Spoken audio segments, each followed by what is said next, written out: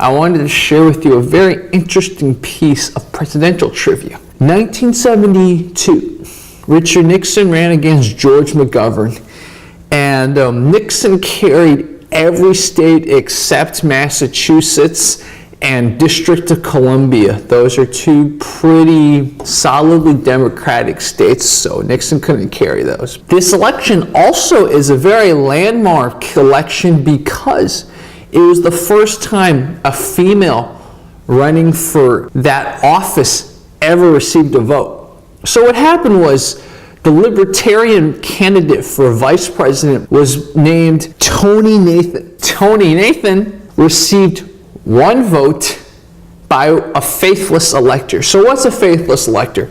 When you vote for president in America, you're not actually voting for president. You're voting for your state elector to pick whomever that the state wants. So you're picking for a person that represents your state to then cast his or her vote in the state legislature.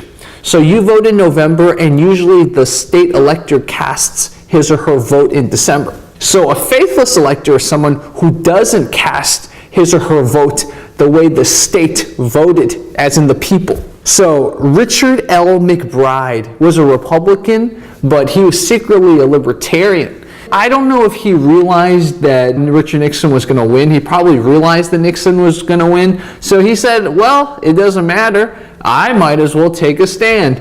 And so he just cast his vote randomly for VP, not for Nixon's running mate, Nixon being a Republican, but for the Libertarian candidate for vice president. Her name was Toni Nathan. So Toni Nathan, due to a faithless elector, was the first woman to ever receive an electoral vote. Very interesting. See you guys tomorrow.